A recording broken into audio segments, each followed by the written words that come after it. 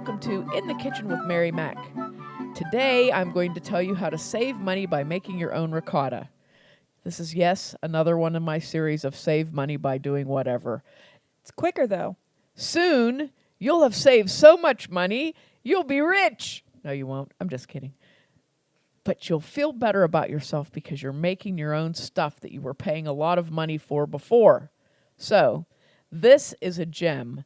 Save money by making your own ricotta. I love ricotta cheese. And as a person who is descended from first-generation Italian people, you get a lot of lectures on ricotta cheese. And the main one is from my aunt, which I've mentioned in another podcast. Whenever I asked her how to make her recipe for lasagna, and she goes, well, you got to get some ricotta cheese, and not that kind of stuff the Americans use. You need the good ricotta cheese. I was like, okay. What she meant by that is, there's a kind of ricotta cheese that resembles cottage cheese that comes in a plastic tub in the grocery store. Don't use that. That is not good. What you want to do is get dry ricotta. When you're making anything requiring ricotta cheese, the dry loaf-style ricotta is the best. Usually it's made by a local company, a local cheese company. Everywhere makes this. Just about. A lot of dairies make it that have deli stores and stuff like that. They'll make their own ricotta. But the difference is when you're using dry ricotta, it crumbles apart in your fingers. And when you're making something like lasagna or stuffed shells or something like that, where you want to have a good flavor and good quality ricotta cheese, when you use the dry cheese, it has a lot more texture and depth to it. So your lasagna, your shells, whatever, they'll hold up. If you use that wet ricotta cheese, everything collapses. Like your lasagna, it oozes out when you cut it.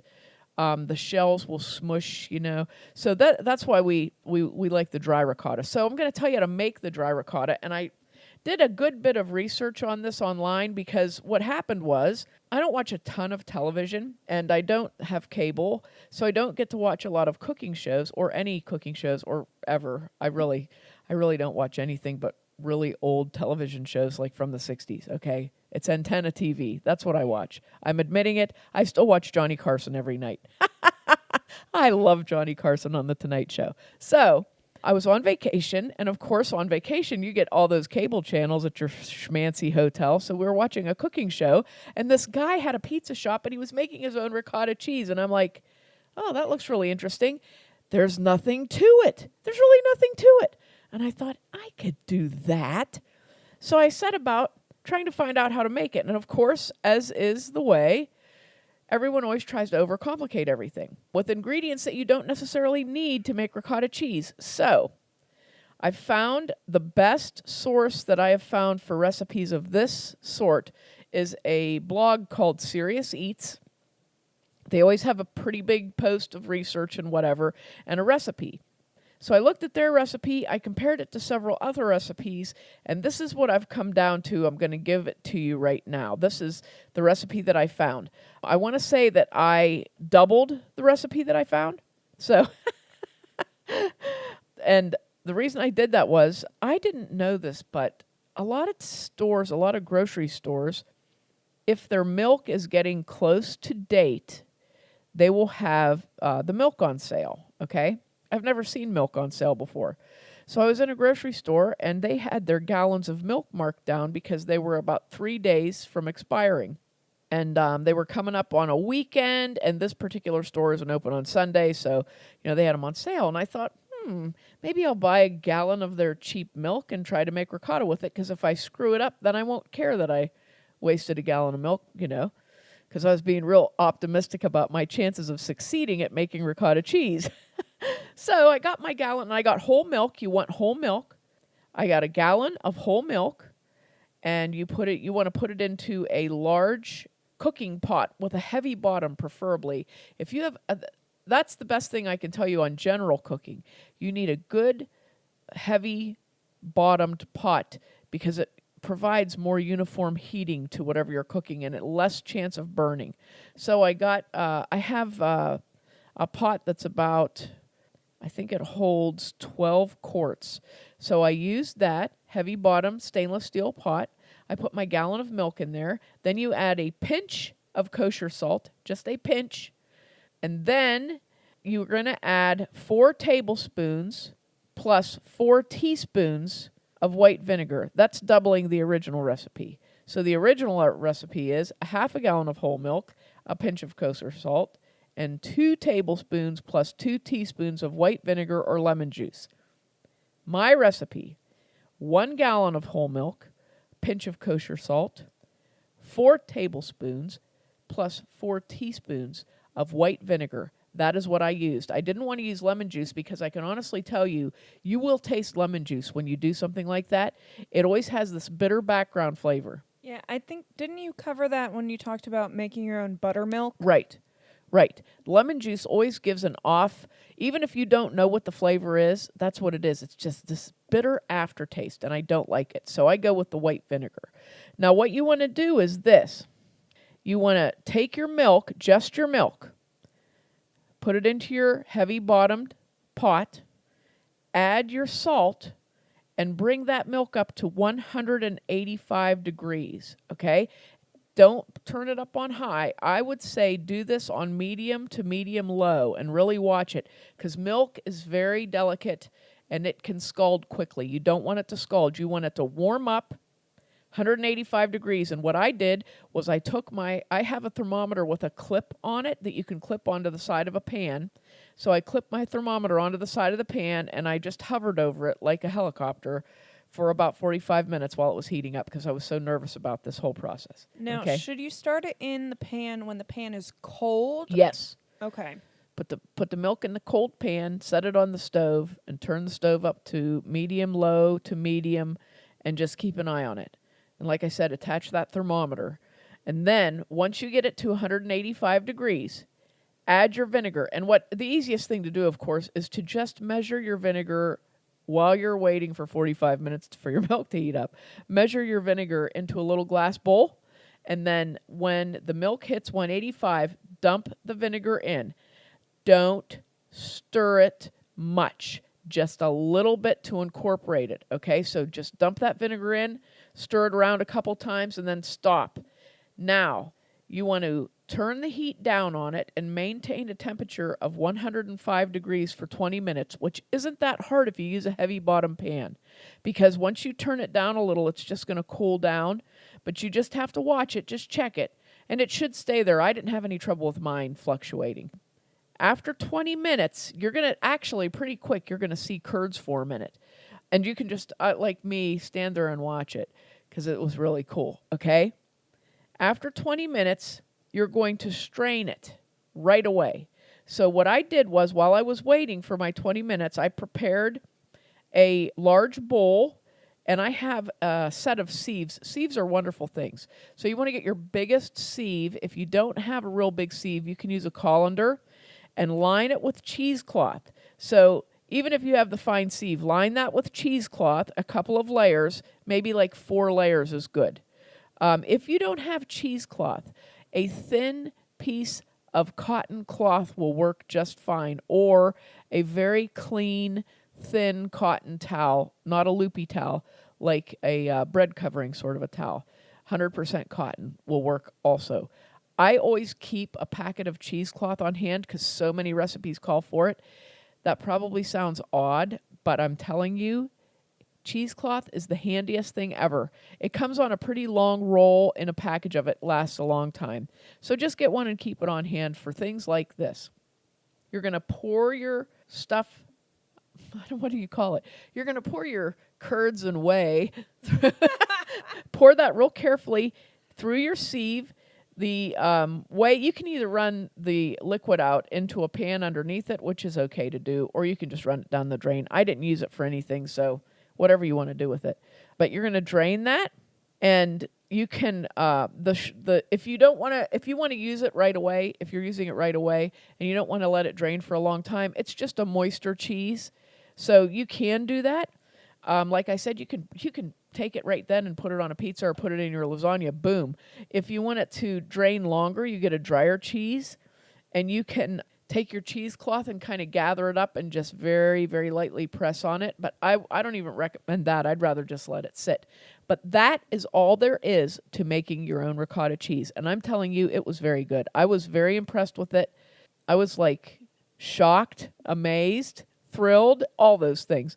Because I just didn't think you could do it. I thought it was not true that you could make your own ricotta cheese. I thought, what's this television guy doing here? He's obviously left a step out that he's not telling me about. But it worked, and it was very good. And I used mine to make lasagna. It was one of the best lasagnas I've ever had. Now, the reason I'm going to tell you you're going to save money by doing this is I bought 1 gallon of milk, and I believe the gallon of milk I bought, even though it was on sale, for this reference I'm going to give you, it was around $3 for the gallon of milk. Okay, milk typically where I live fluctuates. It fluctuates in the neighborhood of $3 up and down or whatever, but it's generally around there. So from this gallon of milk, I got about a pound of, what did I get? I think I got about a 1 pound, 1.5 pound cheese out of it. So that much cheese, what I got compared to what a dry loaf of ricotta costs in the grocery store, a dry loaf of ricotta is around $14 for what I made from my milk, and all it took me was time. White vinegar, are you kidding me? That doesn't cost anything. So you go out and buy your gallon of milk, even if your gallon of milk is like $4 to $5, and it takes you 2 hours one evening to make ricotta cheese. I mean, you're just home anyway. So if you wanted to make it, it's not like you have to stand there all the time with it. You just get it started, go read with your kids, come back and do the next thing, clean up your kitchen, do the next thing, and it's done. So over the course of an hour and a half to 2 hours, you have your delicious ricotta cheese that you just made, and you saved yourself some cash money, and you used some time money. So, it does all level out. I guess it's all what you want to do. But I'm a big fan of saying, I didn't pay $14 for my ricotta cheese. I paid $4 for my ricotta cheese. And I like that. So, What's the best way to store it once you've made it? well, once you've made it and it's nice and dry, you can put it in this is how I did it. I put it in a glass bowl with a lid and stored it in the refrigerator. And I used it within 2 days. You don't want to let it sit too long. You don't want to, you're not going to keep it in your refrigerator for a week. So you want to make it right before you're going to use it. And I imagine you could store it in a plastic container because when you get it at the grocery store, it's typically in a plastic container. But I put it in a glass bowl with a lid. And it kept very nicely until I was ready to use it the next day when I made my lasagna, which is another podcast that I have. And the recipe can be found on that. You'll just have to go through I actually, if you don't mind some page flipping, I can find that recipe. That podcast number would be, well, you can use it in zucchini rollatini, which was podcast number 20. Did I do lasagna? Oh, no, you did stuffed shells. The I tofu did. stuffed shells. Yeah, but I which thought was I did ricotta lasagna. Replacement. Did you do a zucchini lasagna? I might have done it with the zucchini shows. I think that's when we did it because I remember the pictures from it. Well, It may be a forthcoming episode. yeah, zucchini number 1 was episode 20. Where's zucchini number 2? Oh, more zucchini is 22. So either 20 or 22, there's some ricotta used there. I guess I'll have to give you Aunt Rachel's lasagna recipe. It's a good thing that she can't listen to podcasts. I know. Oh, she'd beat me up, and she's 93. She could do it. Well, I'll have to give you that lasagna recipe, I guess. I better make a note of that upcoming podcast. But that is how you can save money by making your own ricotta cheese. And it really does work. All those people on television, make their stuff. So give that one a try. It's well worth it. And if you like ricotta, you'll be so thrilled. You'll be absolutely thrilled. And you can use it. You can just eat it. Ricotta's good to eat. You can use it on a pizza. You can use it you can make your own cannoli filling, which I'm just going to say this right here. If anyone out there is filling cannoli with anything other than ricotta filling, you should be arrested. That's all I'm going to say. I just had a beautiful looking cannoli and it had an icing filling, and I was like, what a disappointment. So disappointing. It's just disappointing when people do that. 'Cause it's not what I'm expecting the ricotta. I'm expecting ricotta with little flecks of chocolate in there, and I get icing. And I'm like, what? Your mother should smack you for that. Sorry, I'm going off topic. But anyway, ricotta can be used for many, many wonderful things. It is a wonderful cheese. It's very versatile. And it's wonderful in Italian cooking. You can stuff shells with it. You can stuff manicotti with it. You can make lasagna. You can roll up lasagna or eggplant or zucchini with a ricotta filling. You can use it on sandwiches. You can use it on chicken parm and eggplant parmesan. You can put ricotta in there if you want to. So many uses, so many things you can do with it. It's always delicious. So give this recipe a try and let me know what you think. Let me know if it worked for you. And hopefully, we'll hopefully have a little video of this at some point in time too, of a live demo of making ricotta cheese, which will be so exciting. We may speed it up just to save some time. Yeah, not like our famous Super Bowl video, but well, that sums it up. Save money by making your own ricotta.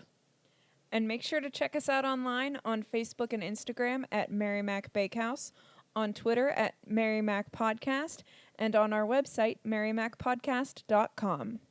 Thanks a lot for listening if you did, and if you didn't, too bad for you.